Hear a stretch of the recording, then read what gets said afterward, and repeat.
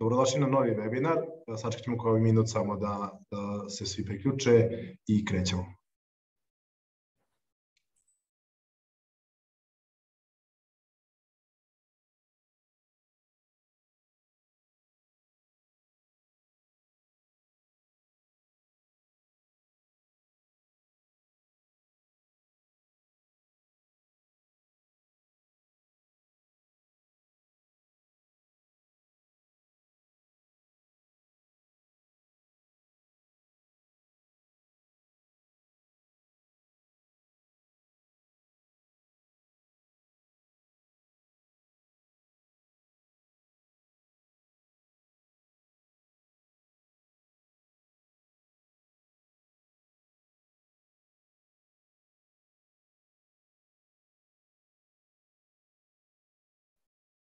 Mislim da možemo da počnemo.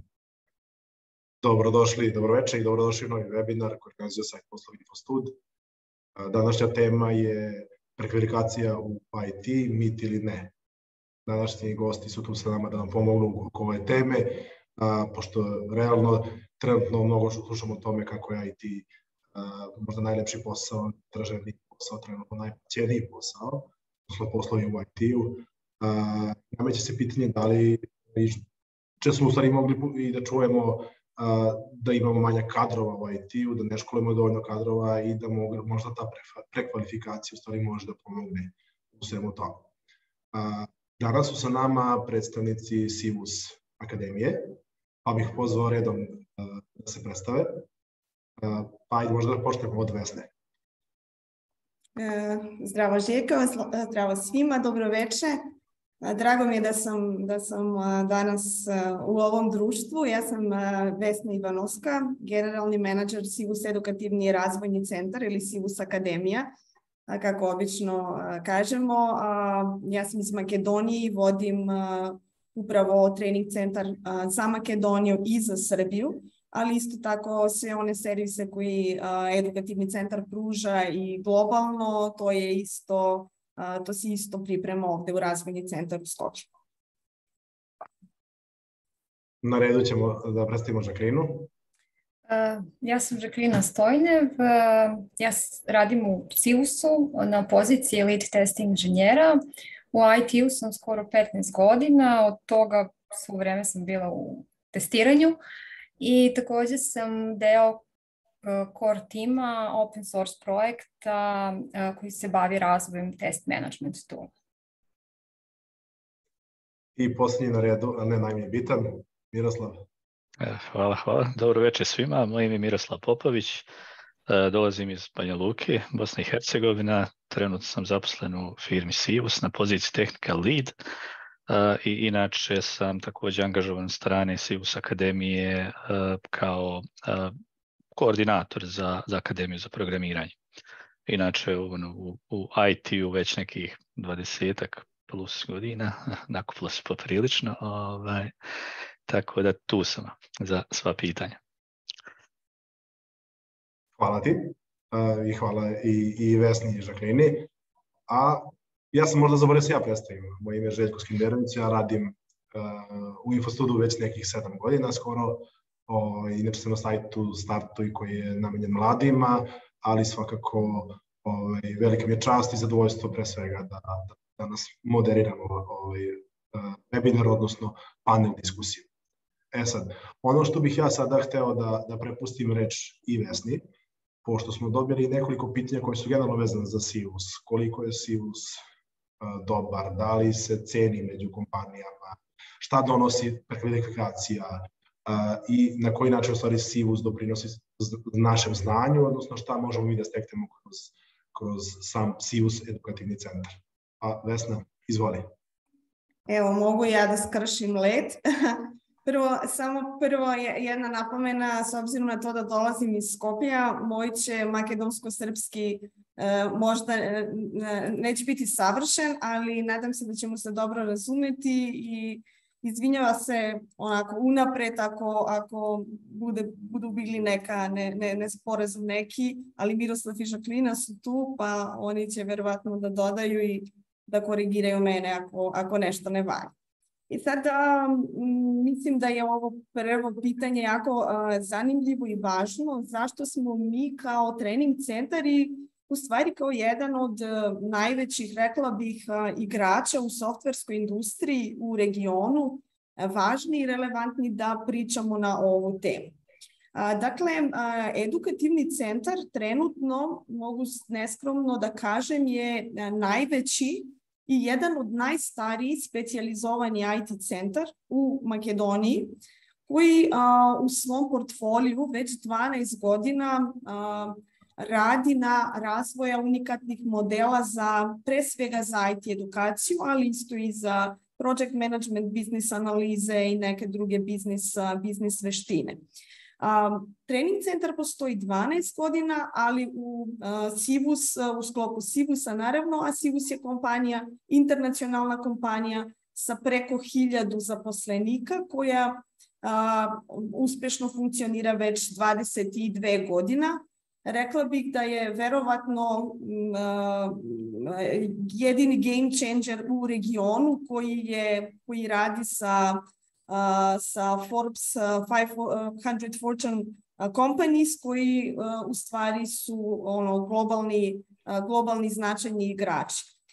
Tako da kao dio jedne velike internacionalne softverske kompanije pre 12 godina mi smo konstatirali da jednostavno smo krenuli iz naših potreba i ono što su bili naši izazovi kao softverska kompanija, da ono što se stvara na tehničkim fakultetima kao kadar, IT kadar, jednostavno nije bio dovoljno spreman da uđe u produkciju nakon te formalne studije, da kažem.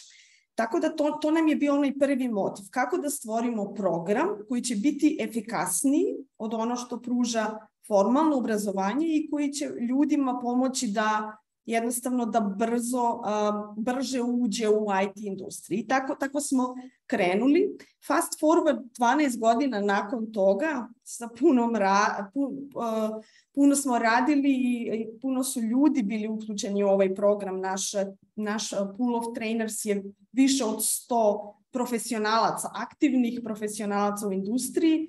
Dakle, 12 godina nakon toga mi prodajemo akademiju ne samo kao nešto što treba dodatno da izmodelira neko ko je završio tehnički fakultet.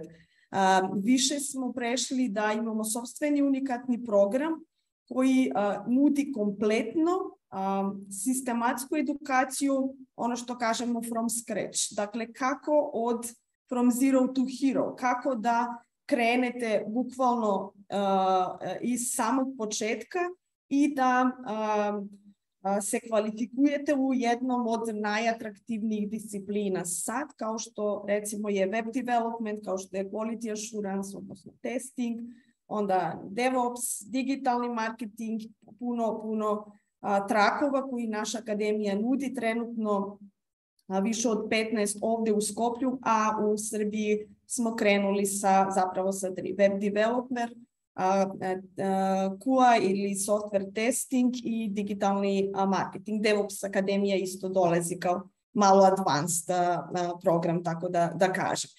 Sad, ono kako bi ja povezala ovo što mi radimo i zašto ovo što mi radimo zapravo treba da večeras dokaže da je prekvalifikacija ne samo izazov, ja bih rekla to je must za sve nas koji želimo da se nosimo sa globalnim trendovima. Ima jedan interesantan podatak Svetskog evropskog foruma koji kaže da do 2030. milijarda ljudi moraju da se prekvalifikuju ako žele da ostanu kompetitivni na ovo tržište.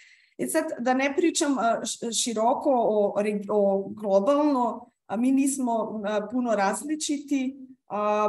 Mi smo nedavno baš na teritoriji jugoistočnoj Srbiji radili jedno istraživanje. To je bila neka naša priprema za konferenciju koju smo imali u Nišu zajedno sa Tehnološkom fakultetu.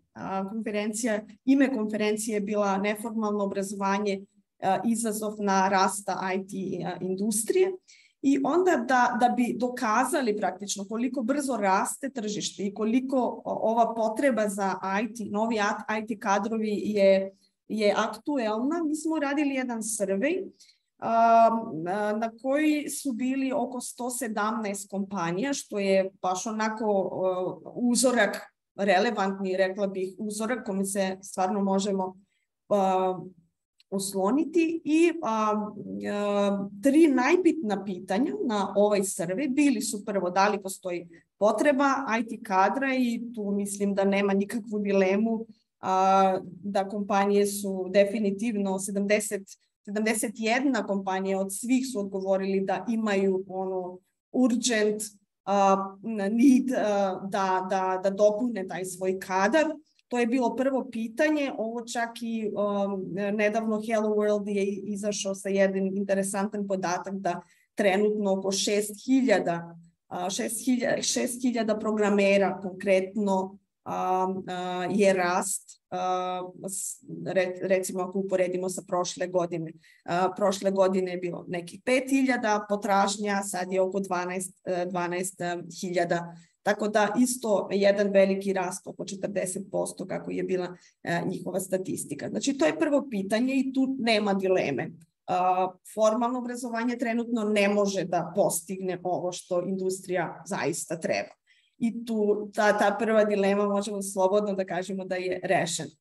Onda drugo važno pitanje i možda najvažnije za nas kao provajderi neformalnog obrazovanja je da li koje je zadovoljstvo ili kakvo je zadovoljstvo IT kompanija neformalnim obrazovanjem. Dakle, oni sad zapošljavaju ljudi koji su završili neku drugu specijalizovanu školu, ne samo ove koji dolaze sa tehničkim fakultetima, i tu je isto impozantni broj, 86% kompanija je zadovoljno ili veoma čak zadovoljno kadrovima sa neformalnim obrazovanjem.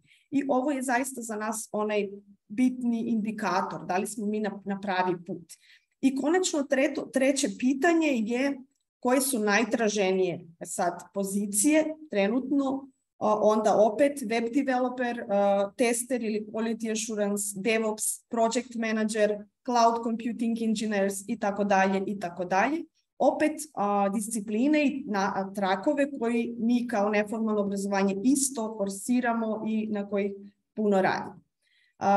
Ja ću da završim ovu uvodnu reč opet sa istim onom tezom koju sam počela, da ne mislim da je uopšte da je mit, izazov je definitivno, ali ono što želim potencirati je da u stvari ovo je možda i najbolji i najefikasniji način i model kako da odgovorimo na potrebe industrije i kako u stvari da puno ljudi koji su sticajem okolnostima postali dio neke druge profesije, nešto su završili možda kompletno drugo i nisu nikada bili svesni da mogu da uđu u neku drugu novu karijeru. Kao IT centar koji 12 godina radi ovo, mi smo videli fantastične uspešne priče ljudima koji su bili u kompletno druge profesije i sad su bukvalno uspeli da preokrene svoj život nakon to što su izabrali ovu akademiju. Ali pričat ćemo verovatno o svemu kasnije. Evo ja ću sad tu da završim i naravno bit ću tu za pitanje. Hvala. Hvala ti, Vesna, na ovom uvodu. Tu bi se malo nadovezao na ono što si malo prespomenula, 1 milijardu ljudi u svetu da će trebati da se prekvalifikuju. Ono što su neke informacije koje se često provlače kroz naše medije i kroz javno informisanje, da Srbiji na godišnjem nivou nedostaje nekih 15.000 ljudi u IT-u. Ti si napomenuo nekih 12.000 programera, ukupno bih rekao nekih 15.000 ljudi. Da to u stvari nedostatak našeg obrazovnog sistema koji ne može da kažemo, po znacima navoda izbaci toliko kadrova za IT. Iako se i povećao broj ljudi povećao se broj mesta koje su raspoložive na fakultetima koji su tehničkih usmerenja, tako da i dalje imamo taj nedostatak. Sad, ono što bih hteo da naglasim svakako svim našim učesnicima, proći ćemo kroz nekoliko tema za početak koje imamo u planu, zatim ćemo prolaziti kroz pitanja koje ste vi postavili tokom same prijave i na kraju ćemo ostaviti prostor da odgovorimo na sva pitanja koja budu bila u chatu. Naglašavam da pošto smo u formi webinara, niko neće imati mogućnost da se uključi direktno da pita, već vas pozivam sve da tokom trajanja webinara slobodno postavite pitanje koje vas interesuje u chatu, a mi ćemo se potruditi da vam damo te odgovore tokom samog webinara, kažem, negde u tom nekom trećem delu webinara.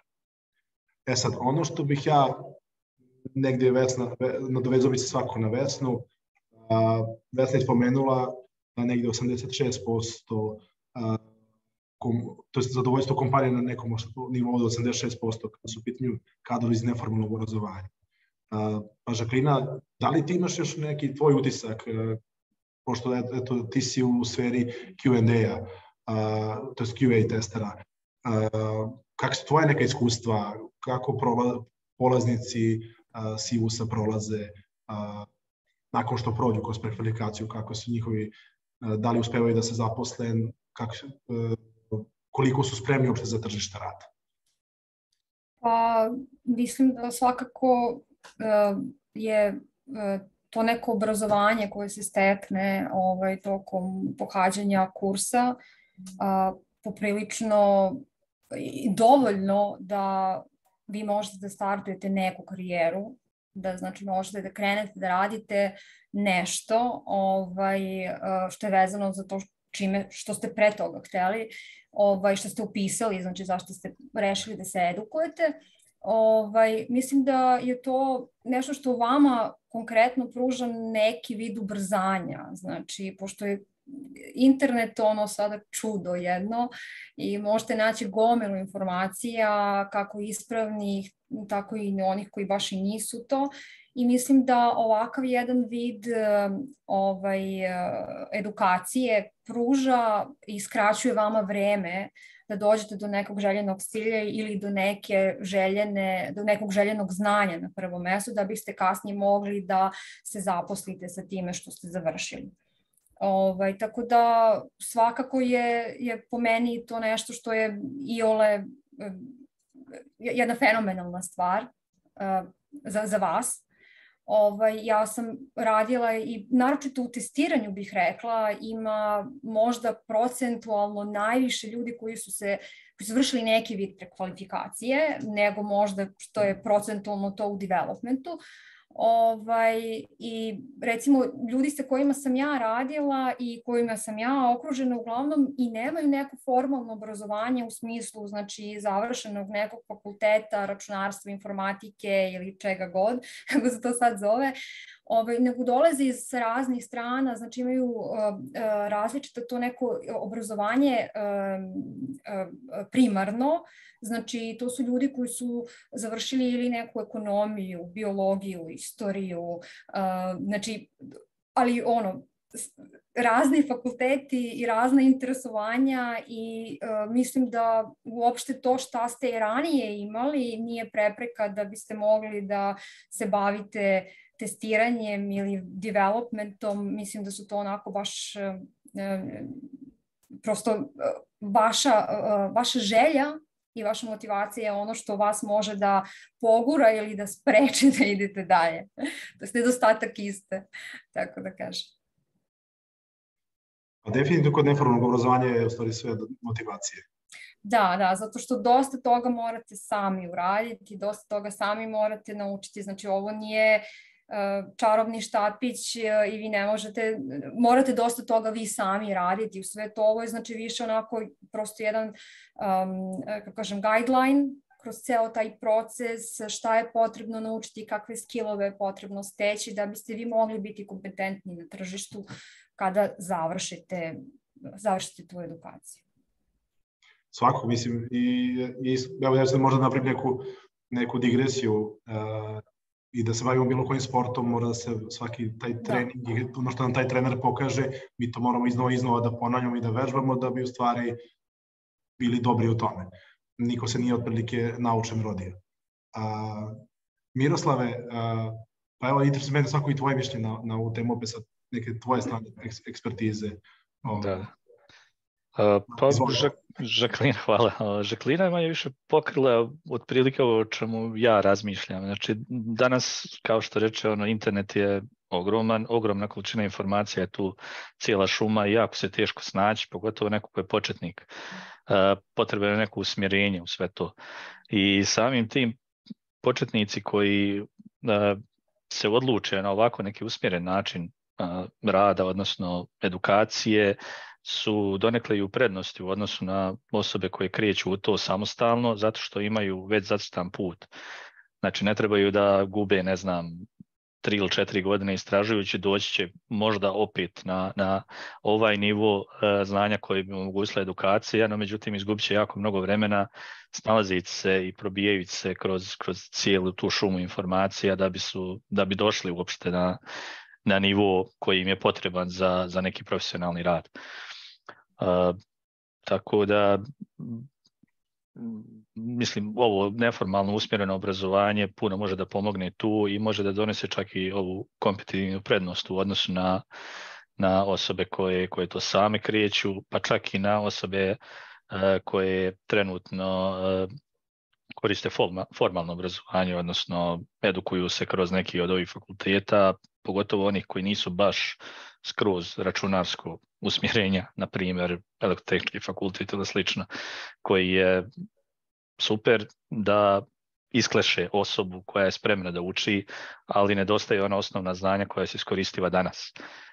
Problem je što kaskaju, na primjer, sa planom i programom naspram onoga što se danas traži. Tehnologija jako brzo napreduje i potrebno ostati u korak sa svim tim i to je ono što pokušavamo u stvari sa ovim programom da napravimo. Znači da smo uvijek up to date, spremni za zadnje tehnologije, za zadnje stvari koje su potrebne većini poslodavaca danas. Da, mislim, treba svi da budemo svesni toga da jednostavno tehnologija toliko brzo napreduje da formalni sistem obrazovanja malo to teže možda isprati, pogotovo zbog tih procesa akreditacije koji su na svake 4 godine i negde donekle i možemo da razumemo u stvari fakultete zbog čega je tako. A svakako ono što ste i ti, Žaklina, rekli, kada te neko usmerava šta treba tačno da učiš, mnogo je lakše nego da ti sam tražiš, pa možeš naći neki pogrešni materijal koji je koristan i onda da opet mnogo više vremena ti treba da naučiš nešto ili naučiš pogrešno. Kada imaš neko opet usmerenje. A i ti si negde, Miroslav, rekao, ti imaš 20 godina iskustva rada u IT-u, Žaklina 15, to uopšte nije malo i definitivno ja verujem da znate da prenesete to znanje. Da, drugi će da sude. Kažem, verujem u to. Tako bi barem trebalo. Ne biste vi verovatno radili toliko dugo da niste profesionalci kakvi jeste. Ja mogu tu nešto samo da, evo, kad si već pomenuo, to da ja često polemiziram sa različitim stakeholderima, recimo, koji radi u obrazovanju. Kad je neformalno obrazovanje u pitanju, mnoge ljudi misli da je to informal education, ali u engleski postoji ona razlika non-formal i informal. Informal je kad sami stihinjo istražujete, učite i tako dalje. Non-formal je zapravo, bar na način na koji mi radimo, jako strukturirana metodologija koja tačno zna, jer mi smo to testirali godinama, tačno koja je ta ravnoteža dinamike i kompleksnosti koji jedan početnik može da podnese kako bi naravno efektivno sve to usvojio. Interno mi isto radimo puno treninge za trenere kako bi oni to mogli da lepo artikulisaju.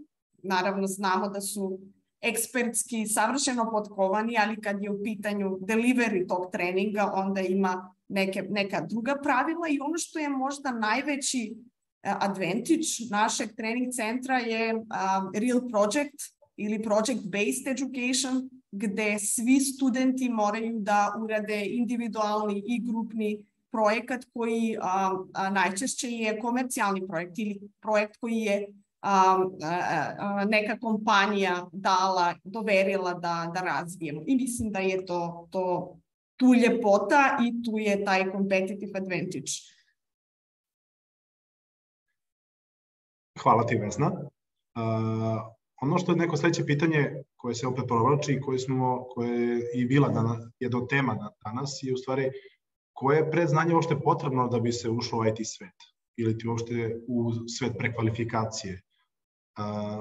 Pa evo, ko želi da počne? Vesna, hoćeš ti? Hoću, naravno, mada sam se setila jedne interesantne diskusije koje je Žaklina imala, ali evo ja ću isto iz neko iskustvo. Što se tiče predznanja, definitivno ne smemo ne možemo da kažemo da uopšte nije važno šta ste učili, šta ste studirali, koji su vam bili afiniteti, recimo. Tako da ovde je glavno pravilo je da nema pravilo i da je jako individualno kako će jedan polaznik na neku akademiju da napreduje u ovisnosti na to šta je predznanje. I sad naravno teza je da oni koji dolaze sa tehničkim fakultetima lakše će da savladaju materiju koja je na našu akademiju. Ako analiziram naš target grup, oko 20% njih su recimo aktivni studenti nekog tehničkog fakulteta. Dakle, oni to paralelno rade i rekla bih da je njima možda za nijansu lakše. Ali nešto što je zanimljivo je da obično ljudi koji dođu sa neko predznanje misle da sve znaju i onda se opuste u toj priči da bi na sredinu, na pola godine shvatili da ovi koji su krenuli sa nula su ih ne samo stigli, već da puno bolje napreduju jer su disciplina im je malo na većem nivou i možda jer su krenuli sa neki strah da nemaju predznanje. Ono što mi uveravamo naše polaznike je da nije bitno kakvo im je predznanje. Naravno, bitni su afiniteti, bitni su neke skills interesi koji imamo, ali da je program prilagođen na način da oni bukvalno krenu iz početka. Naravno, tu mora da se potencira da nije samo predznanje, već disciplina, broj sati koji ćete individualno posvetiti na vašu edukaciju, koliko ćete istraživati i tako dalje. Tako da, rekla bih kratko, može biti prednost ako ste, recimo, studirali prirodnih nauka, matematički ili ste bili matematičku gimnaziju, čak i samo ako imate afinitete, ali to uopšte ne znači i nije ono, kako da kažem, kritično za kako ćete napredovati. Ja bih ovde dodala da jedino bitno predznanje koje morate imati je znanje engleskog. Znači, bez toga jednostavno teško da ćete naći zaposlenje u bilo kojoj firmi. Naravno da je moguće. Ne mislim da nije, ali mislim da znanje engleskog kako pisano, tako i ovo govorno, kao što vidite, nama je malo teško da tako neke reči jednostavno nađemo prevod. Ja mislim da prevodim u glavi neke reči, prosto ne znam adekvatnu srpsku reč za tako nešto, pošto svi klijenti su od nekud. Znači, i mislim da je to nešto na čemu verovatno morate samostalno da radite i nešto, i gomila intervjua, inače za samu firmu, znači inicijalna firma, ne intervju za klijenta, verovatno će biti na engleskom. Znači sve što ćete dobiti da radite od testova, bit će na engleskom. Tako da mislim da je to poznavanje onako must. I pored toga, ono što bih rekla da izdvaja kandidate, pošto sam onako odradila dosta intervjua u svom životu, izdvaja kandidate koji da kažem, ajde onako štrče malo, su uglavnom ljudi koji imaju izraženije soft skillove, koji su asertivniji i koji umeju na jedan vrlo jednostavan način da prezentuju to što znaju. A to je naročito bitno u testiranju. Zašto? Zato što ja kao tester radim sa ljudima različitih profila. Znači to može da bude product owner, project manager, developer, test manager. svako od tih ljudi traži od mene drugačije informacije. Čak i istu informaciju ja moram da prezentujem na drugačiji način da bi taj neko razumeo. Tako da, isto sve na engleskom. Tako da je to po meni, da su ti neki skillovi i vrlo, vrlo bitni. Naravno, postoji jedan deo tih presentation skill edukacije i na kursu. Mislim da je to onako vrlo, vrlo bitna stavka i mislim da će neke stvari ići lakše. Ja lično smatram da je taj tehnički deo, rekla bih, lakši. Kada pričam, naravno, o sferi testiranja za web development, to je već malo drugačije, ali što se tiče samog testiranja, mislim da je znanje engleskog, soft skillovi i naravno ta neka logika vrlo bitna, kao što je Vesna rekla. Ljudi koji imaju neki tehnički nešto u pozadini ili su završili neku ekonomiju, recimo, neku matematiku iza sebe. Mislim da je prosto njima zbog te neke logike lakše da uđu u ceo taj svet, jer logike ima baš dosta u IT-u. Čak i kad nije nama možda na prvi pogled logično, nekom drugom jeste. Tako da mislim da je taj neki, da su to recimo bitne stavke koje treba, eto recimo, uzeti u obzir. Da dodam i ja, slažem se sa svim rečenim. Najviše bi potencirao, znači, ovo engleski. Znači, stvarno je potreban, bez obzira da li se radi o komunikaciji sa klijentom, sa kolegama ili slično unutar firme ili jednostavno učenje, širenje znanja. Većina dokumentacije za platforme koje koristimo je na engleskom jeziku, videi, tutoriali i slično, znači ogromna količina znanja akumulirana baš na engleskom jeziku i bez poznavanja engleskog jezika, barem nekog rudimentalnog za početak, je jako teško da se krene u sve to.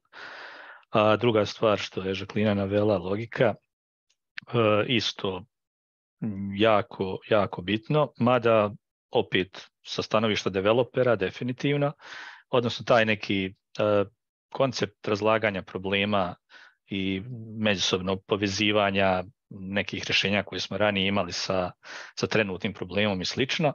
Mada IT je poprilično širok pojam, tu imamo i ove stvari za koje nije toliko potrebno to logičko, developersko, matematičko razmišljanje. Na primjer, tu su, Scrum Masteri, Project Manageri i slično, to je isto dio IT-a, ali više vuče na ove soft skills stvari. Za developere soft skills dobro dođu, način komunikacije u timu, pošto u velikoj većini slučajeva radimo u timovima, manjim ili većim, ali nije neophodno. Imamo developera, pogotovo na starije orijentacije, koji smo, dosta nas je i introverti, imaju problema s komunikacijom, ali i dalje odrađuju odličan posao i slično, tako da nije, recimo da soft skills za developera nije od presudnog značaja, ali jako dobro dođe.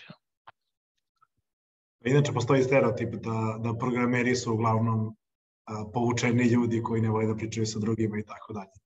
A svako je ovo, vi ste upravo odgovorili i na jedno od pitanja koje se postavilo tokom to je pred sam webinar, koliko je u stvari engleski jezik bitan.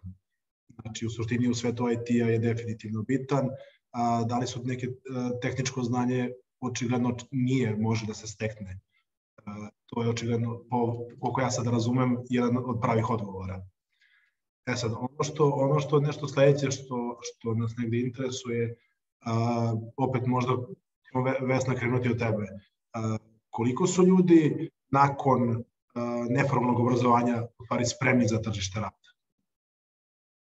Da, ovo je jako važno pitanje i mislim da je to jedino pitanje koje mi merimo onako obsesivno krajem svake školske godine, akademske godine, kako mi kažemo.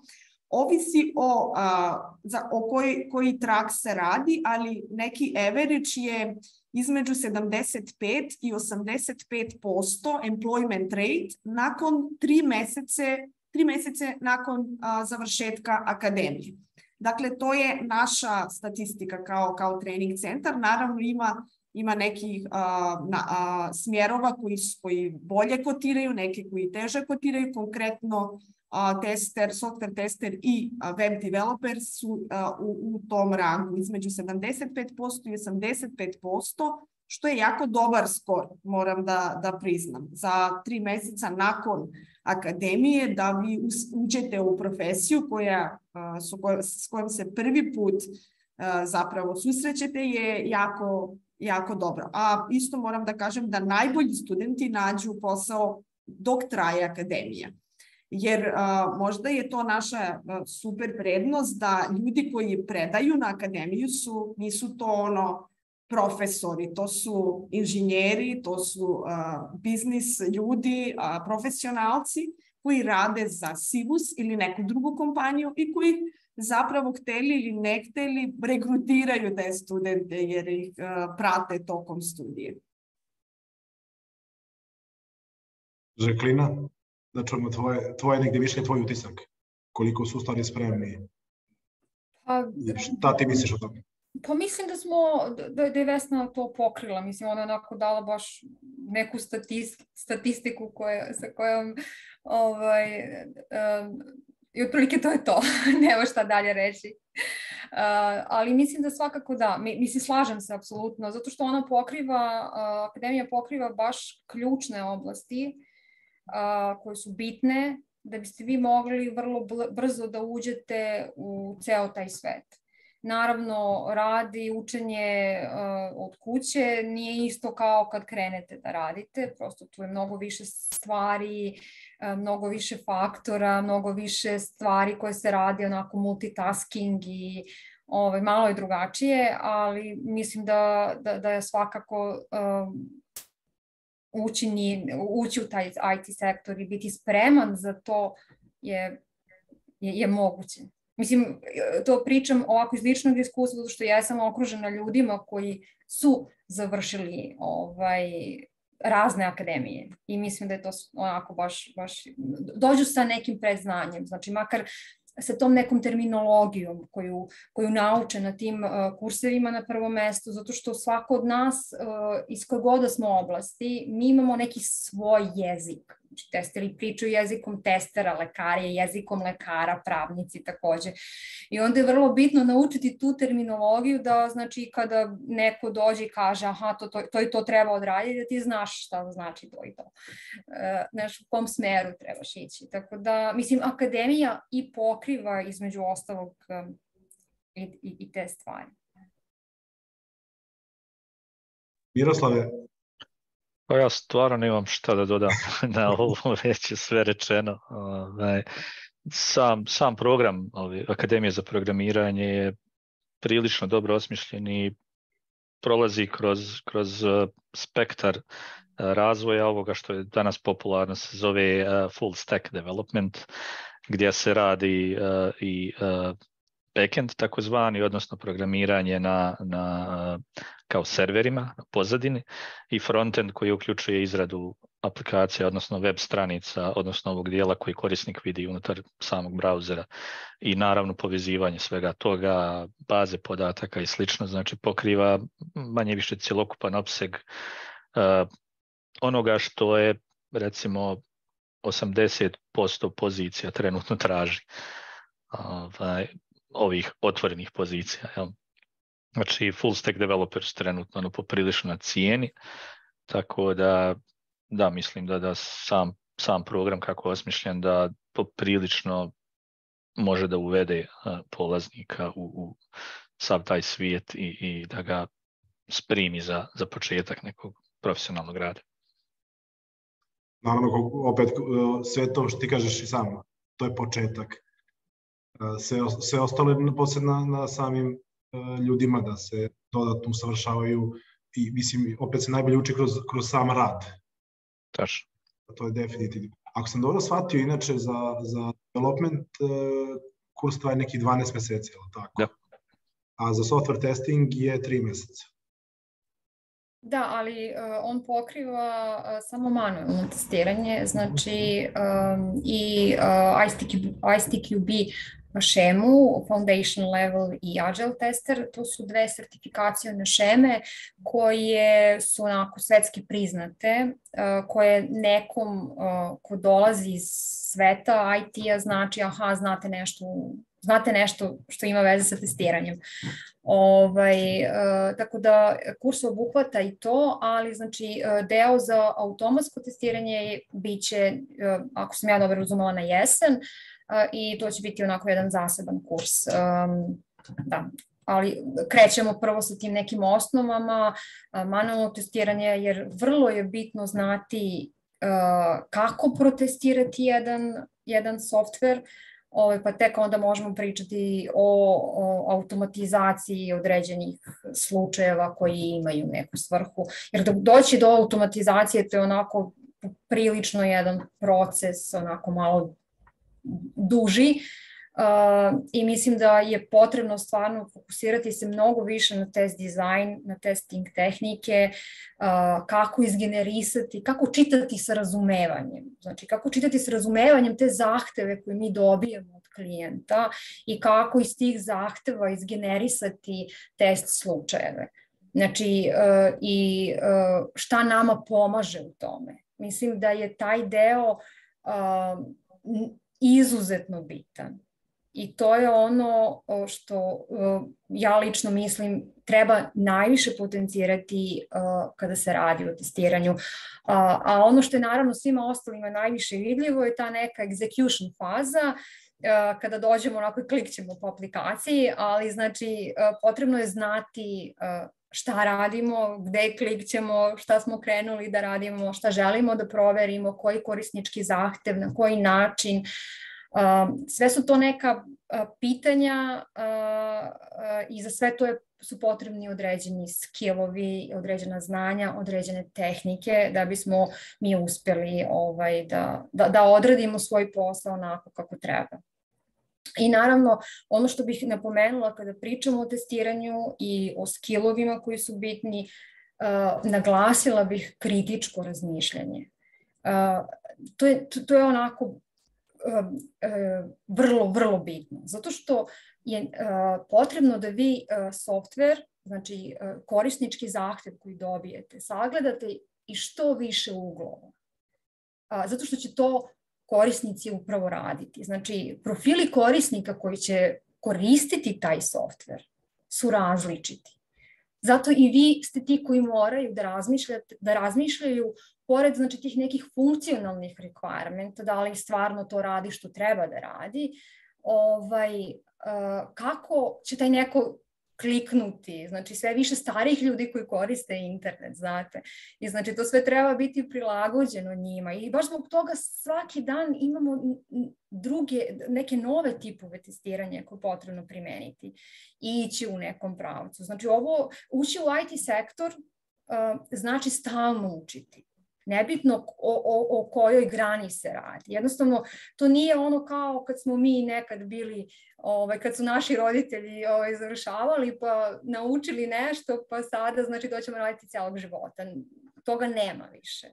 Znači, ovo je učenje konstantno. I zato je vrlo bitno naučiti dobro koncepte i naučiti kako da prepoznajemo paterne, znači to apstraktno razmišljanje, da bismo kasnije mogli da brže uđemo kada nešto novo dođe.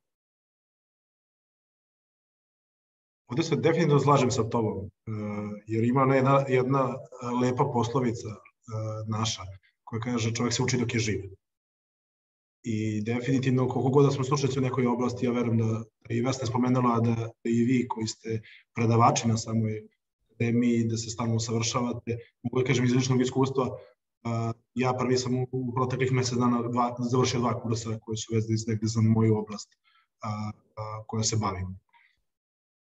Ono što je negde Miroslav malo pre spomenuo, kad su u pitanju developeri, da se najčešće traže full stack developeri, koji su to po nekom vašem iskustvu trenutno najtraženije pozicije u IT-u? Pa opet možemo nekim redom. Vesna, hoćeš ti prva? Ja sam već pomenula, baš je ova najsvežija statistika koja kaže da je web developer i dalje ono broj 1, najtraženija pozicija, onda tu su DevOps inženjeri, sad mislim da će to biti baš jaki trend kad je IT u pitanju. Evo kako su krenuli upisi naše akademije, čak i za narednu godinu krenuli smo baš sa ovom akademijom. Onda QA isto, software testing, Žaklina je rekla da je to ipak disciplina koja je perceptirana kao možda ajde da ne kažem najlakši, ali najbolji način da uđete u IT ako dolazite u neki drug smer.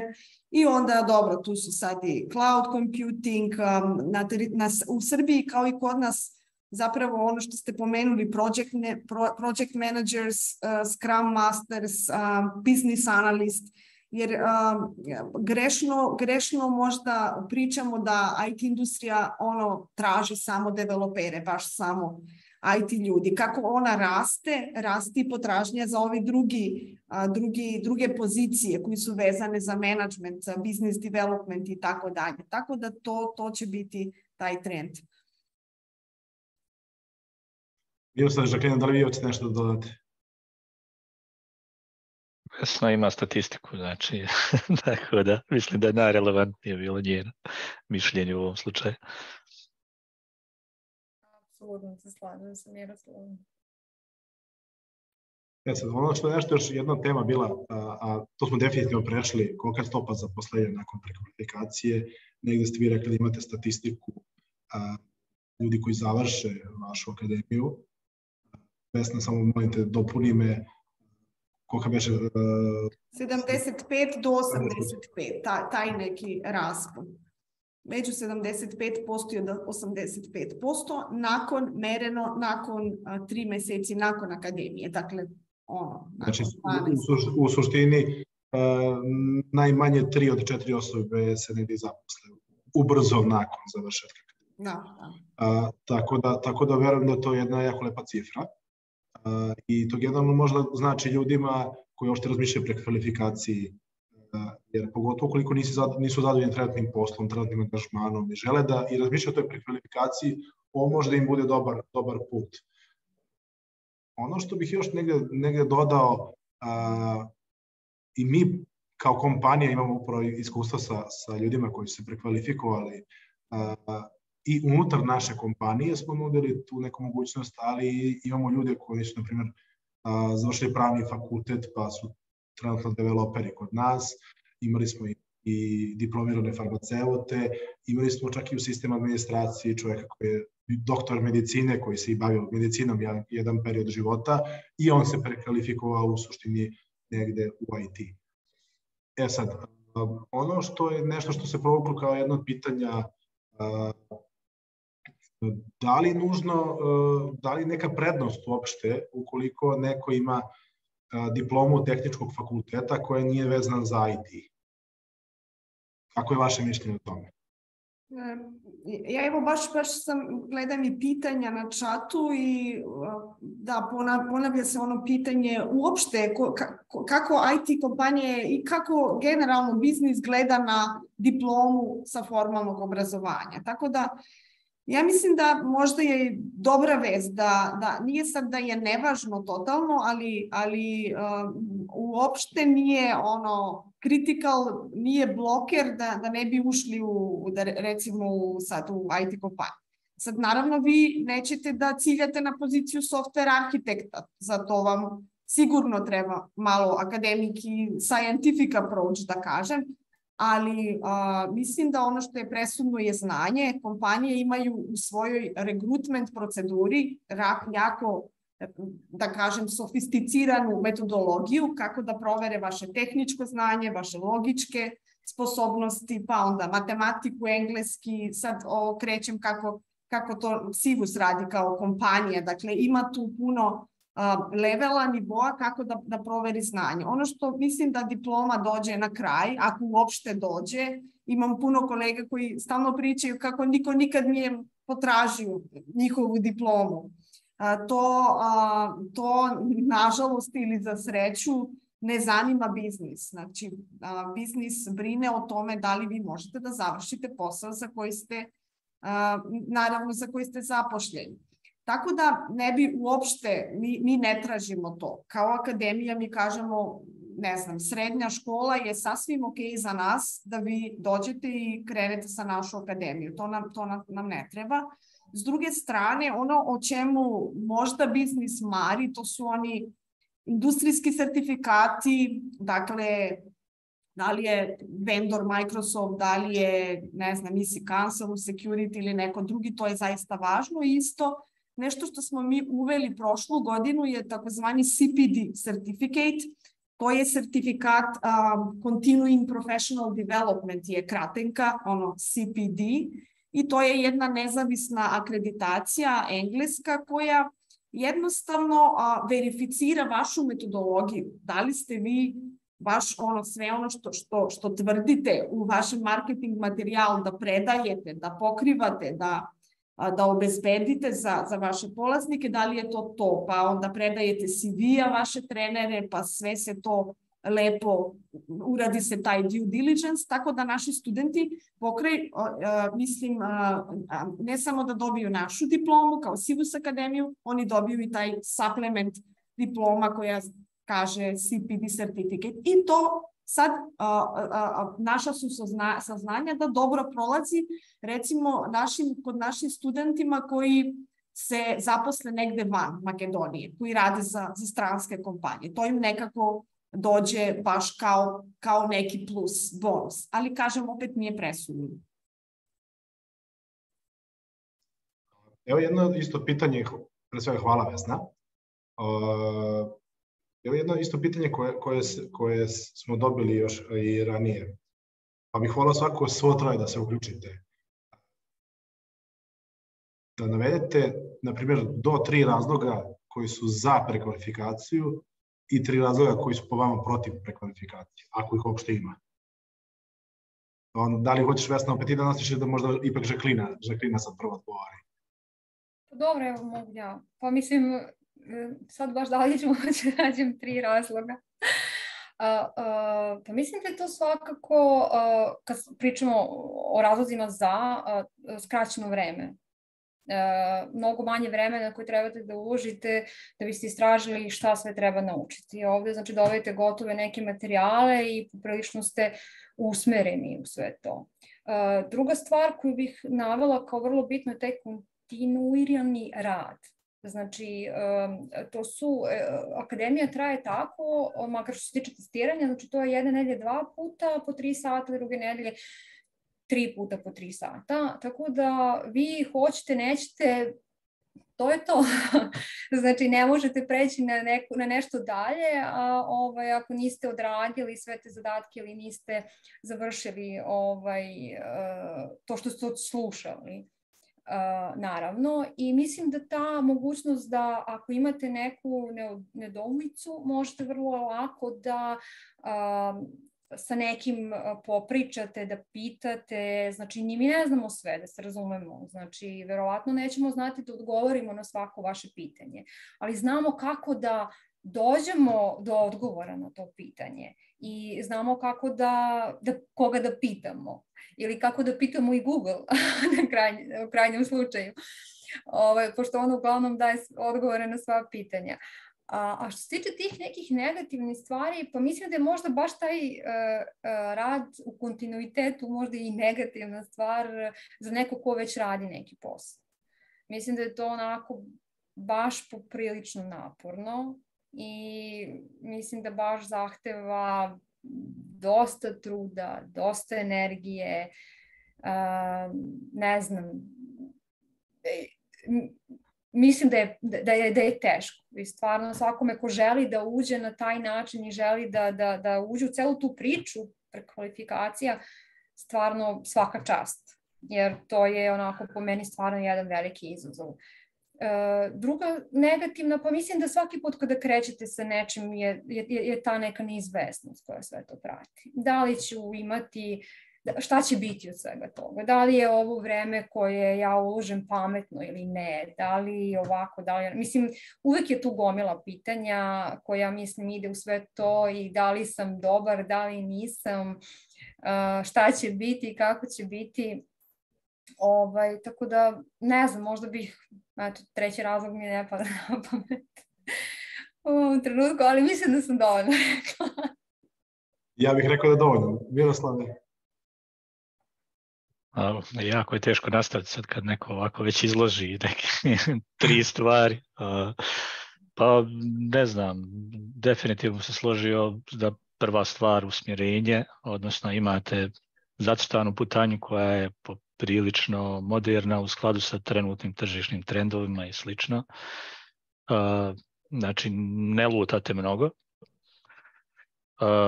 Drugo, tu su profesionalci da vas vode kroz to, znači osobe, predavači, treneri koji imaju iza sebe i jako mnogo iskustva i u samoj oblasti koju predaju, a i isto tako i kao predavači.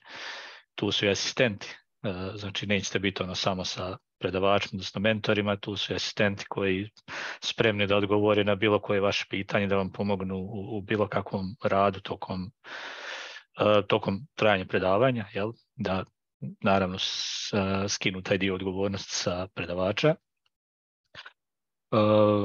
Ne znam šta još, malo teško sada nastaviti.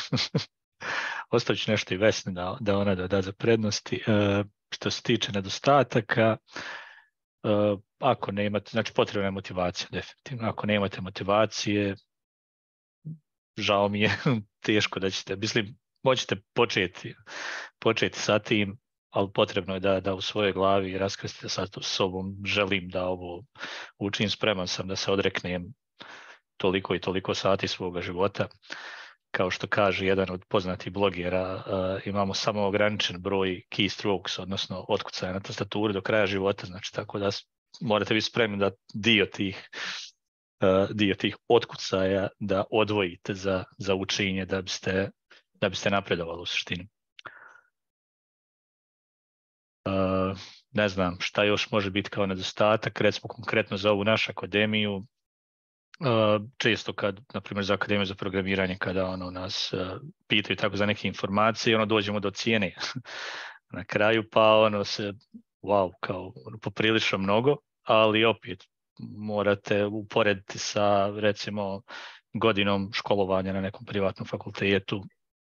Cijene su tu negdje, ovo je baš usmjereno predavanje. Drugo, mi na neki način moramo da motivišemo i naše trenere, asistente da se zadrže tu, odnosno da učimo baš prave profesionalce koji će pričati o svemu tome, a oni naravno zašto bi trošili toliko vremena tu ako nisu dovoljno motivisani ili financijski, naravno tu i ovaj aspekt želje za prenošenjem znanja što svako od naših predavača naravno ima. Tako da opet ni sam taj iznos, sama ta cijena ne bi trebalo biti neki veliki problem, može se naravno na rate uplaćivati, ne znam, možete posmatrati to kao ulaganje u budućnost, to je najlakše rečeno. Da se ja nadovežem na tebe, mislim pre svega kod prekvalifikacije, mislim da smatram lično ja da je najbitnije svakako želje i motivacije. Jer ako nemamo to, onda ne smisla da ulazimo u celu tu priču oko prekvalifikacije. Da, i strajnost kad se jednom krene sa tim. Pa da, pa mislim to je to, motivacija i strajnost teče iz motivacije. Tako da definitivno što se toga tiče, kogod želi da se prekvalifikuje, mora stvarno da bude svestan toga da to iziskuje neko vreme i da mora da stvarno bude motivisan da nauči to. Jer niko opet, kaže, ne može da nauči bilo šta bez da ima želju za time. To je onda mnogo teže i mnogo sporije ide i sve ostalo. A s druge strane, što ti kažeš, nedostatak cena kurseva i tako dalje, mislim, svakako svo znanje postoji na Google-u, a rekli smo, negde, ako želite neko usmereno znanje, opet verovatno se to negde i plaća, ne vezano sad samo za Sivus, nego generalno. Tako da bih rekao, i opet ima jedna lepa izreka, ko ne plati na drumu, platit će na ćupriju, tako. Vesna, da li imaš ti možda da dodaš još nešto? Puno ste rekli. Mislim da je ono što meni najviše raduje kad sretnem neko ko je završio akademiju nakon, ne znam, godinu dana. Ja vidim novi čovek.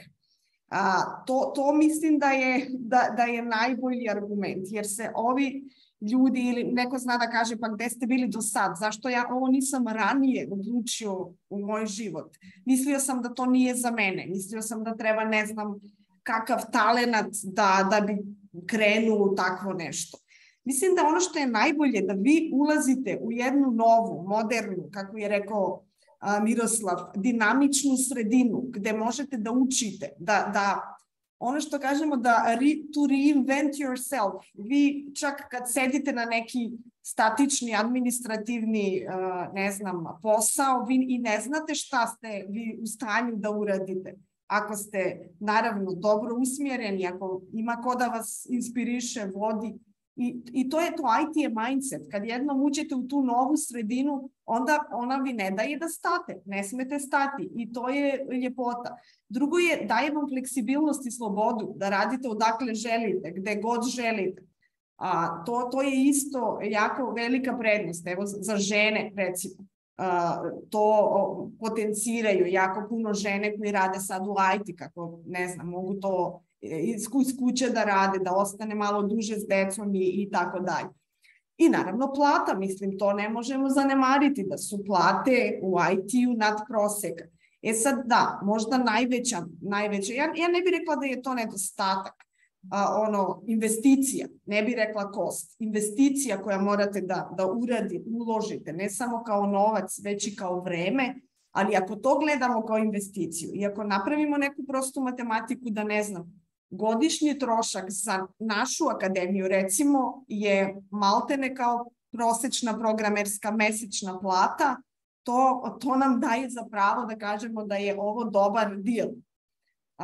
Evo, tako da se izrazim. Tako da ne bi uopšte, jednostavno moramo da odlučimo, da ne lutamo, ono što kaže Miroslav, da odlučimo, ja ću sad to da uradim i onda ulazim. Evo, ja kao neko ko trči amaterski maratone, half maraton, polumaraton, to je ono kad negde na 14 kilometar vi kažete sebi šta mi je ovo trebalo uopšte, zašto sam krenula, ali onda još malo vam ostaje da završite to i da donesite neku kompletno novu perspektivu. Ovo je long run, dobro je rekla Žaklina, moramo se spremiti da dugo učimo, ali to je i naš cilj, neka naša svrha kao ljudi, da se razvijemo, da rastemo.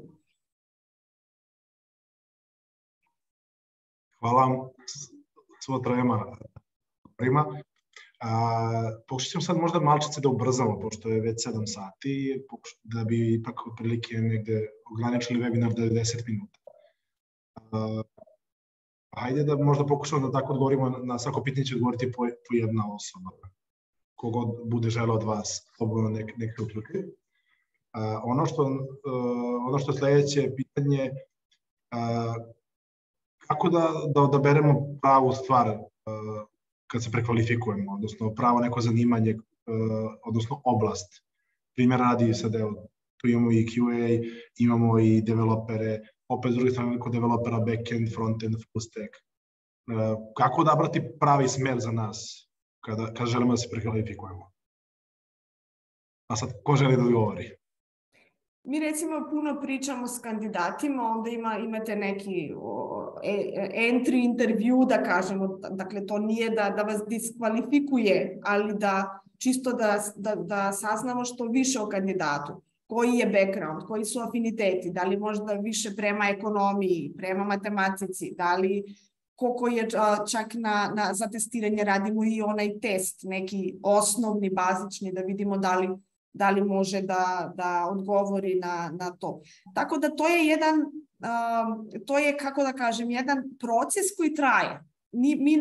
Nije ovo off the shelf, ideš u trening centar i kažeš ja biram ovo i ovo, to je proces. Pa onda mi kažemo čekaj, nisam ja osoba koja može to da kaže. Ajde da ti malo popričaš sa Miroslavom, sa neko ko to u stvari radi.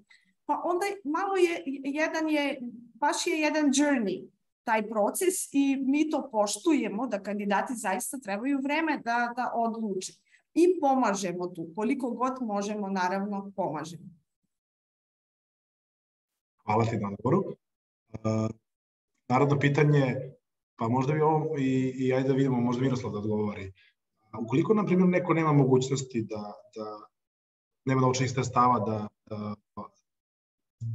da se priušti, tako reći, prekvalifikaciju na neki način kroz SIVUS ili bilo koju drugu akademiju, šta bi ti preporučio sa nekog svog tačke gledišta?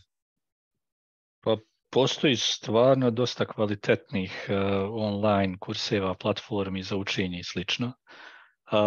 Ne znam, jedna od njih je Codecademy, na primjer. Codecademy ima jedan dio besplatan u suštini, a ako želite nešto naprednije, testovi i slično, plaća se. Isto ima onako poprilično dobro usmjeren plan i program prema developmentu, JavaScript, na primjer, i slično. Free Code Camp je također odličan sajt koji okuplja dosta različitih mentora sa odličnim planom osmišljenim za JavaScript, Python i slične programske jezike.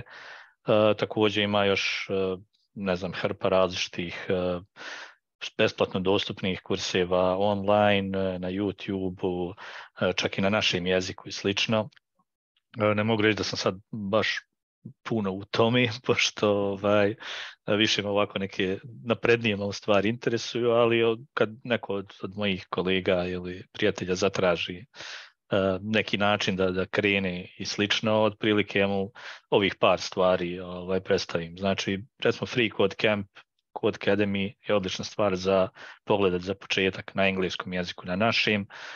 Mislim da ima jako kvalitetnih predavača koji besplatno svoj sadržaj postavljaju na YouTube, tako da može se krenuti odatle i onda, ne znam, dalje malo razvijati u tom smjeru.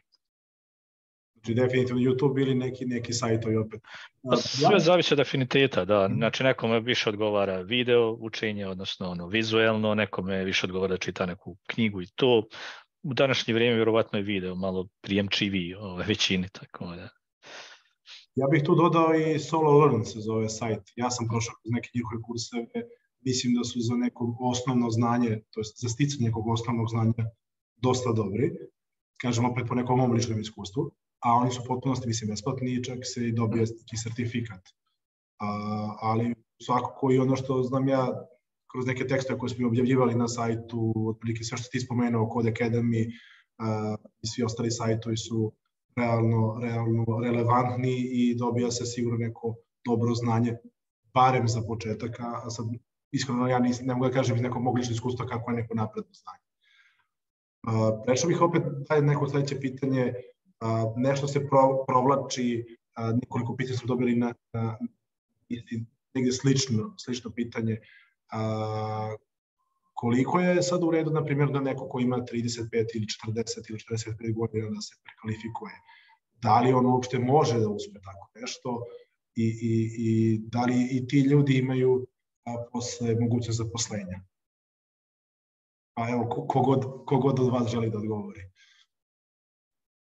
Evo, ja ću, jako individualno je pitanje oko godina, recimo, mi konkretno nemamo neku granicu, ako se neko baš osjeća spreman, osjeća se da može i može da proceni, da može da provede dovoljno dugo vreme, dakle ne radi dva druga posla i tako dalje, to nema možda neku naročitu vezu s godinama. Naravno sad da smo razumni i da smo iskreni, mislim da svako ko bi, ne znam, do 40 godina, evo, možda neki maks da stavimo i to opet nije neka crvena granica, definitivno može da promeni karijeru i naročito da promeni karijeru, ne znam, ako ono što smo rekli, već ima neko super iskustvo radeći neki drugi poslovi.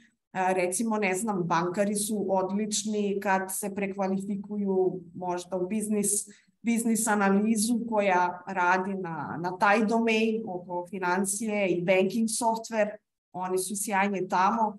isto ekonomisti, sad to zapravo sad konstatiramo da ekonomisti, bar kod nas, jako često dolaze nakon 30. godine da bi učili data science ili neke od te discipline. Ja bih čak rekla da godine znaju da budu i prednost, jer vi imate tu životnu mudrost, ako ste nešto studirali drugo, imate disciplinu, imate samo jednostavno možete sistematizirati način učenja, imate iskustvo da, ne znam, da prolazite kroz neku materiju, da polažete ispit i tako dalje. Verovatno ste malo odgovorniji nego ovi 20-godišnji koji bi došli, tako da nema puno pravila. Naravno, kad tražite posao, verovatno će biti malo teže ako imate 40 godina, jer nije da kompanija smatra da vi niste dobri, već da ste vaš senioritet verovatno traži veću platu ili ne znam šta. Tako da to mi je jedini neki concern, da kažem, u tom smislu. A što se uspeha tiče, to definitivno je jako individualno. I da li ste vi, na primjer, imali slučaj da neko ima 35 plus i da završi kod vas akademiju, koliko se ti ljudi tog doba lako zapošljavaju? Pa evo jedan zadnji primer, advokat, 44 godine, studirao software testing i sad više radi na dva posla, jer ne želi da instantno odustane od ovu advokatsku profesiju, ali već krenuo da radi part-time za kompaniju. Tako da, eto, to je neki dobar primer, rekla bih. Pa složit ću se ovdje sa domom, definitivno je jedan od baš lepih primjera i to nam dokazuje negde da godine nisu presudne toliko u IT industriji, da je opet presudno neko znanje i želja pre svega. Sad bih volao da se Žaklina uključi, mislim, ovo će biti pitanje direktno vezano za nju. Da li manualni QA testeri treba da poznaju programiranje? I koliko generalno perspektivno prekvalifikovati će QA testera? Mislim da je poprilično jedna dobra stvar i svakako je to nešto odakle se kreće. Mislim da biste se vi kasnije bavili nekom automatizacijom, neophodno je da znate da testirate softver, neophodno je da znate da odradite dobru analizu korisničkih zahteva, da imate jedan kritički stav prema tome, da dodajete neku vrednost u celom tom razvoju softvera, da biste kasnije mogli da uključite i te skillove u taj svoj opus stvari koje znate. Tako da mislim da jeste poželjno i smatram da ljudi koji znaju da napišu neki kod, prosto umeju da nađu te neke sočne bugove, tako da nazovem, zato što znaju kako to radi u pozadini. Znači, znaju kad napišu neki kod, pa sami sebi nađu neki bug, shvate koliko u stvari tu može šta tu sve može da bude. Znači, i onda iz tog jednog razloga mislim da je to jedna stvarno dobra stvar i da biste bili baš dobri u svom poslu, mislim da biste trebali da znate neke osnovne koncepte programiranja, naročito objektno orijentisanog programiranja, kako to sve funkcioniše, da poznajete tehnologiju koja stoji iza toga. I mislim da jeste bitno, ali ne u toj meri da je neophodno. Znači, vi možete da se bavite testiranjem bez toga da imate neko znanje. Recimo, naročito ljudi koji su u bankarskom nekom svetu i koji se bave testiranjem bankarskog softvera, znači, to je jako ogromno nešto, baš veliki jedan softver, znači sa gomilom domenskog znanja. I onda samo domensko znanje po sebi je toliko vredno da vi i ne stižete da radite bilo šta drugo. Znači, vi ne stižete da se bavite i tom nekom automatizacijom. Naravno, to sve zavisi od samog klijenta, od toga šta on želi, koje su njegove potrebe i mi smo tu koji se uglavnom prilagodimo celom tom procesu. Tako da mislim da jeste poželjno i mislim da treba ići ka tome, ali mislim da je startno i vrlo, vrlo bitno ono što napominjem od samog starta, testing tehnike, kako protestirati dobro jedan softver. Znači to je i kako iz korisničkih zahteva izgenerisati test slučajeve, checkliste ili kako god se to zvalo u kontekstu tog klijenta. Znači sve zavisi od domena, sve zavisi od softvera, koliko se detaljno ide u pisanje i u generisanje tih test case-a. Tako da mislim da taj test dizajn je mnogo jedna bitna stavka. To je ono što mi prolazimo i zato mislim da je neophodno da se prođe taj deo. I vi kroz taj kurs i kroz samo testiranje, kad naučite kako to da radite, vi ćete uz input koji dolazi od strane klijenta, šta je bitno, šta ne, tek onda moći da donesete neke odluke, aha, ovo ću automatizovati. I onda pišete neki kod. Jer automatizacija sama po sebi je vrlo skupo i nešto mnogo skupo. Neće svaki klijent želiti da uloži u to. I zato je bitno da poznajete kako da isplanirate svoje vreme, kako da izgenerišete dobre test case-eve koji će naći bugove. I to je ono što se uči. I to je ono što je bitno. Kako da pišete dobre reporte, kako da napišete dobar izveštaj kada nađete neki defekt. To je stvarno bitno da vas developer ne pita svaki čas, aha, šta ste vi mislili ovde, šta je ovo, kako ja da ovo reprodukujem.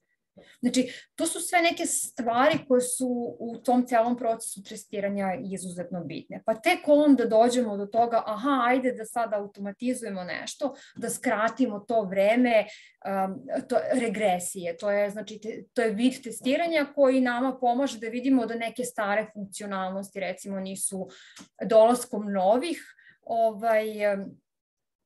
da radi softver ono što treba da radi. Tako kažem. Tako da mislim da jeste poželjno i treba ići u tom pravcu, ali ne treba preskakati korake nikako. Znači, moramo da znamo kako da dobro protestiramo softver, pa onda ćemo pričati o automatizaciji i šta ima smisla, šta nema smisla automatizmati.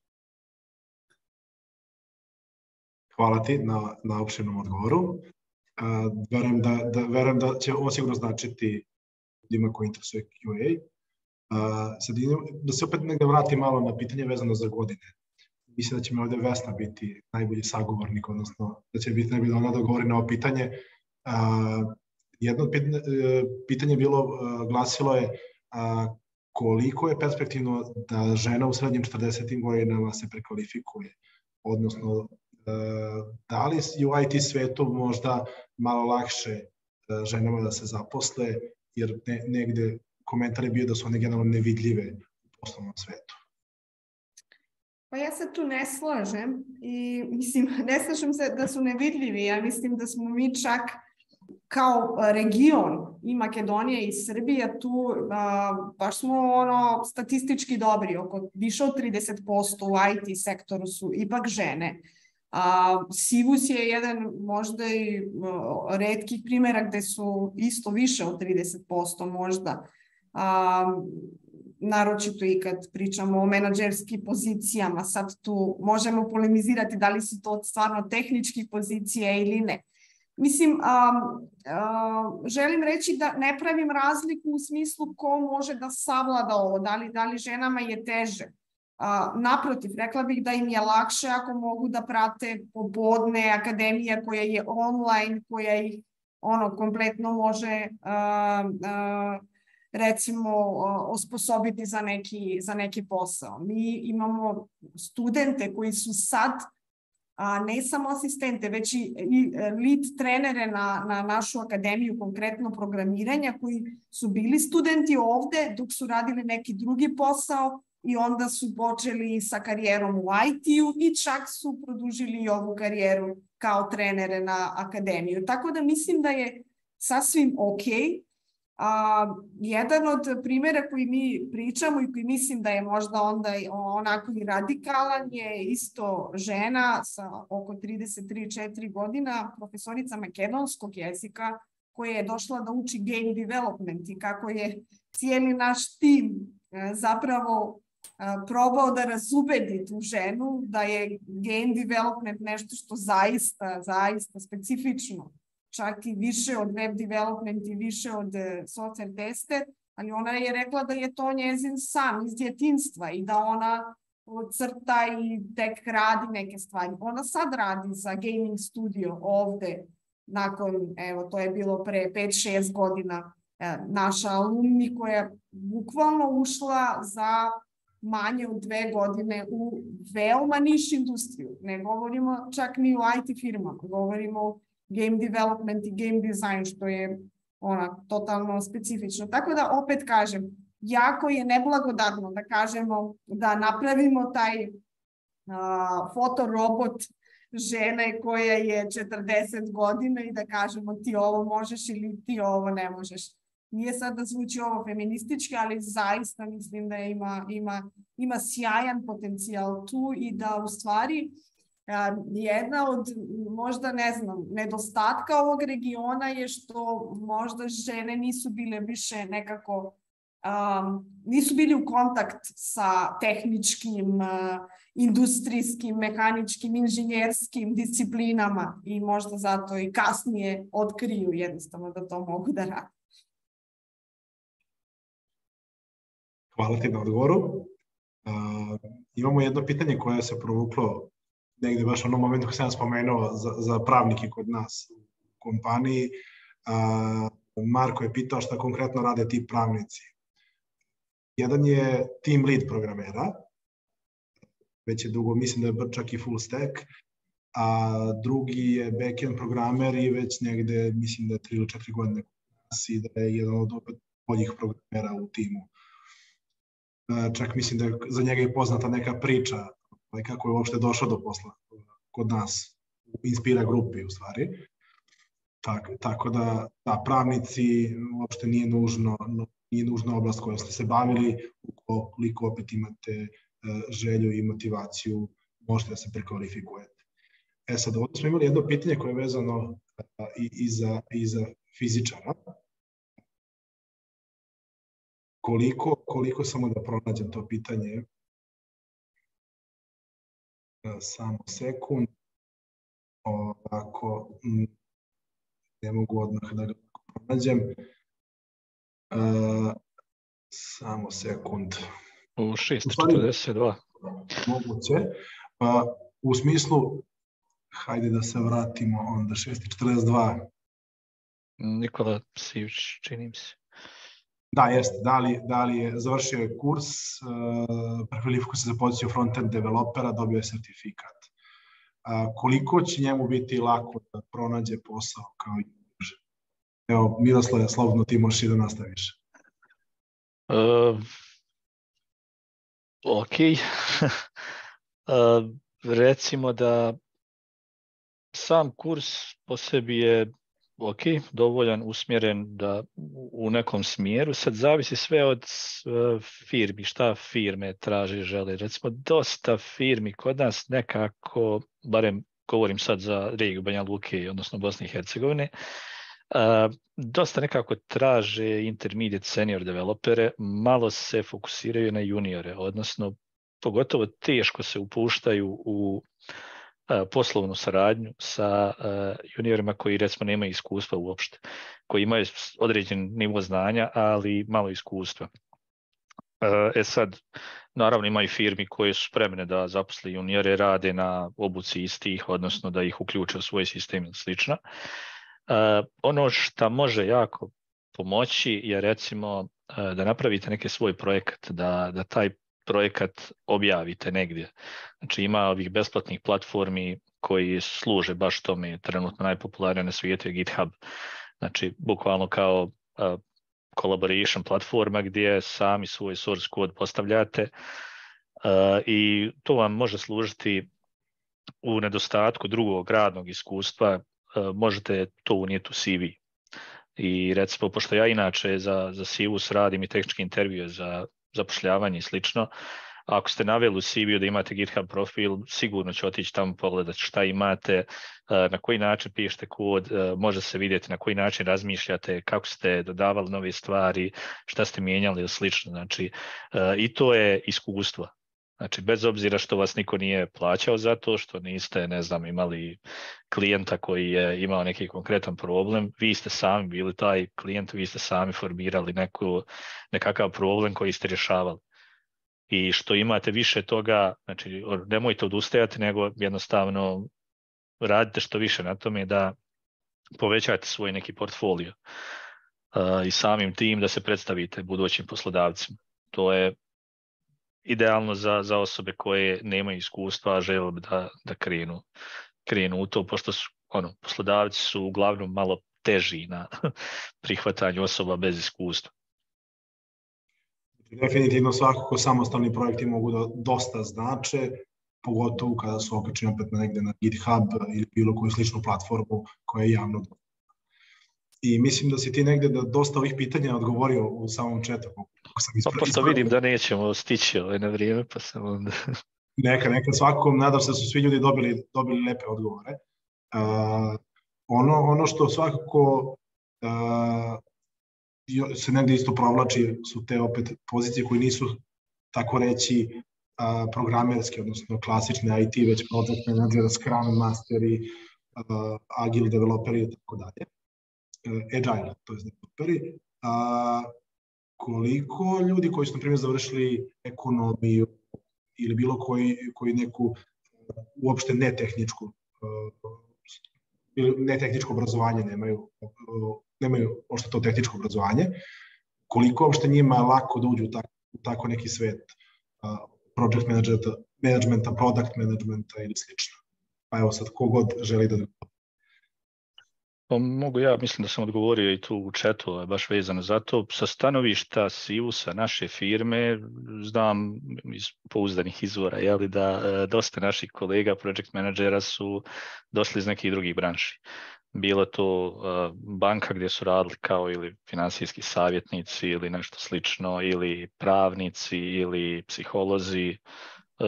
Jednostavno za te soft skills puno je bitnije ovo rad sa ljudima za project manager, odnosno komunikacija, ne znam, sređivanje problema u komunikaciji između različitih članova tima, komunikacije sa klijentom i slično, administrativnih stvari. Nema nekih, mislim, ograničenja po tom pitanju. Ja sam prvi bio skeptičan kad sam dobio project menadžere koji nisu imali neke IT pozadine, ali stvarno mislim da ne igra nikakvu ulogu kod project managementa, na primjer. Znači, ekonomisti i ostale struke slobodno, nemojte da su to te prekvalifikacije, možda vam pomogne definitivno. Ja samo da dodam da tu uvek je opcija da slušate onaj zadožitelj obavezni PMP Project Management Fundamentals course koji je obavezni, a ukoliko hoćete da se sertificirate. Dakle, taj Project Management kurs je 35 sati, classroom-based ili online. Dakle, ne može biti nešto što sami možete da napravite, morate imati taj formalni trening, mi to nudimo i mislim da je to super, bez obzira s koje pozicije krećete, jer je project management kompleksna oblast i sve što ste verovatno radili u životu vam može pomoći.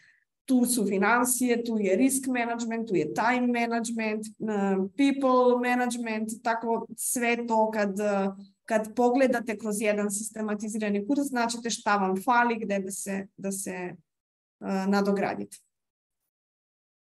Hvala ti, Vesna. Imamo još jedno pitanje koje je vezano za dizajn. Odnosno, da li je bolje prekvalifikovati se osobu koja se bavi grafičkim dizajnom ili UX i UI dizajnom? Šta je traženije na tržištu? Po nekom vašem iskustvu. Pa sad, možda nismo mi baš pravi ljudi za ovo. Dizajneri verovatno bi rekli da je core dizajna ipak grafički dizajn, da morate tu negde da počnete. Naravno, UI UX je sad buzzword i nekako je atraktivnije zvuči, ima možda više pozicija, ali mislim da ipak osnovi dizajna mora da prođete. Možda ne mora da to bude baš grafički dizajn, cela akademija, ali da ne možete na onaj samo kraći program za UI UX. Mislim, možete vi, ali ostaćete verovatno oskudni u onom delu koji je ipak osnova dizajna.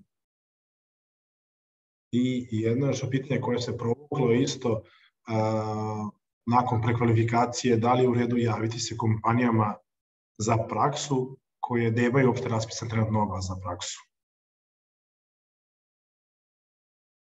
Šta možete da izgubite? Pa iskreno, ne znam, neke firme uopšte ne praktikuju praksu.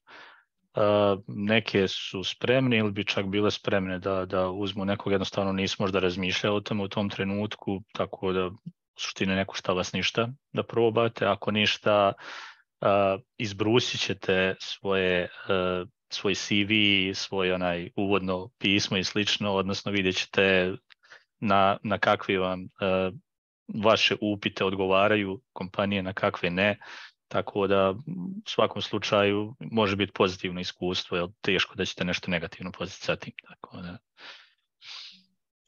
Mislim, ja bih se tu nadovezao, pošto se mi generalno bavimo, mi smo sajtovi koji su za zapošljavanje, definitivno što kaže Miroslav, ne možete ništa izgubiti. A svakako ako ne pokušate, ne možete ništa ni dobiti. Tako da definitivno, iako postoji bilo kakva mogućnost, imate kontakt, slobodno pokušajte, ništa vas ne košta. Sad, pošto je već negde prošlo je pola 8, ja bih hteo da negde privedemo ovaj webinar kraju. Svakako mislim da i Miroslav, i Žaklina, i Vesna su otvoreni za sva dodatna pitanja i nakon webinara. Slobodno možete se ustručavati da ih kontaktirate. Mislim da, Miroslave, ostavit ćete mail, je li tako? Da. Mogu odmah napisati ovdje mail. Tako da slobodno zabeležite i sačuvajte, i ako imate dodatnih pitanja, na raspolaganju su nam svakako. Sad evo, nešto za kraj, pa hajde da ćemo opet nekim redosledom. Vesna, šta bi rekla ovako za kraj webinara? Rekla bi da je možda sad ova generacija ili ove nekoliko generacija su možda u najboljoj poziciji jer su resursi, mogućnosti za učenje, za ući u neku novu profesiju sad jako dostupni. To nije bio slučaj ranije. Mislim da to treba pametno iskoristiti. Globalni trendovi su sad, kako bi rekla, jako lako su očigledni, znamo svi šta će da se traži, znamo svi gde treba da usmerimo svoju karijeru i da možda jednostavno ne čekamo i ne razmišljamo puno oko toga, da ipak u ovom moru provajdera različitih usluga, treninga, ipak pažljivo odaberete ko će da vas vodi kroz taj proces, jer je isto vreme resurs koji je jako skup. Tako da, ono što ste rekli, nekad jeftinije može da košta 3 puta više, jer ćete potrošiti vreme, potrošiti ćete novac i onda opet ne postići taj rezultat. Tako da, to bih htjela da kažem, da nađete dobar partner koji će da vas vodi kroz ovu promenu ili lansiranje karijeru i to jednostavno napravite što brže. Žaklina, šta bi ti rekla za kraj? Mislim da je Vesna to lepo upakovala. Ne znam šta bih dodala, sem da recimo ono što je bitno, i ako sebe vidite u ovome što smo pričali danas, naročito ako vidite sebe u testiranju, znači ako volite da radite analizu, ako imate sklonost ka detaljima, ako imate kritičko razmišljanje, ako imate sposobnost promene perspektive i volite da stvar gledate iz različitih uglova, naravno opet bih napomenula, engleski je must, i kao i soft skillovi, mislim da je ovako pozicija testera nešto što bi verovatno vama odgovaralo i možda nekom vašem temperamentu više nego možda web development. Tako da čekamo vas. Miroslave. Ok, ja ću za kraj ispričati jedan razgovor koji sam imao sa kolegom i svojom budućom suprugom. Inače, supruga mi je završila medicinu, znači doktor medicine ove godine i traži posao, odnosno našla je posao, no međutim nije mnogo zadovoljna sa istim. Promijenila je par pozicija i slično i razmišlja također o prekvalifikaciji. I između ostalog pričali smo sa jednim našim prijateljem koji ovako često ima nekih mudrih savjeta za dati. Između ostalog, jednu stvar koju je rekao, jako mi je ostala urezano u pamćenje, to je da ljudi koji se prekvalifikuju, pogotovo tako sa nekog neočekivanog zanimanja, znači rijetko ko će, na primjer, razmišlja nakon, 5, 6, 10 godina fakulteta i razočarenja u svoju trenutnu struku, da sad se prebaci na totalno nešto drugo. Ali međutim, dobijate kompetitivnu prednost zato što imate dva domena tu. Znači, jako je mnogo developera koji imaju tehnički background, koji su krenuli od nekih IT fakulteta i slično, ili su samoukci i nemaju nikakvo drugu grupu znanja koju mogu porediti. Znači, vi dolazite sada iz totalno nekog drugog svijeta i unosite to razmišljanje i samim tim osvježavate, imat ćete totalno drugačiji pristup samom tom razvoju, odnosno to možete iskoristiti i postati jako kompetitivni u smislu prema drugima koji nemaju, na primjer, tu pozadinu koju vi imate. Znači, pokušajte to vaše prethodno znanje iskoristiti što je više moguće i u samom tom procesu prekvalifikacije, odnosno prebacivanje na drugo zanimanje. Hvala ti, Miroslave. Hvala i Žaklina i tebi, hvala Vesna. Ono što bih ja negde rekao za kraj, mislim da prekvalifikacija definitivno nije mit i da je ona i prisutna i poželjna, pogotovo ukoliko niste zadovoljni trenutnim poslom i trenutnim oblašću kojom se bavite. Ja kažem, lično nekom mom iskustvu, ja sam prošao kroz nekoliko različitih poslova da bih našao ono čim želim da se bavim. I negde sam ja bio i u IT-u i u osiguranju i da bi na kraju završio u marketingu trenutno. Tako da što se toga tiče, svako od nas treba traži nešto što će nas ispuni i nešto što će se učiniti jedan od dovoljnijima i opet i da imamo tu neku zaradu koja nas definitivno motiviše.